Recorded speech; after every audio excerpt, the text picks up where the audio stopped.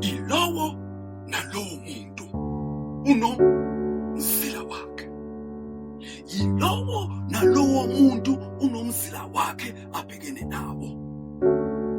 Ningazalwa umama oyedwa, nizalwe ubaba oyedwa, ningaba ngamawele, nifake ingubo eyifanayo, nize nifaniselane nangeyicathulo eniyigqokayo, kepha lona lo umzila wakhe.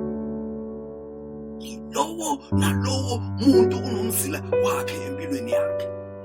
Vuka ekuseni ubhekane nempilo yakho. Uma uvuka ekuseni kufanele uqonde ukuthi unomzila wakho obhekene nawo, unohambo lwakho obhekene nalo.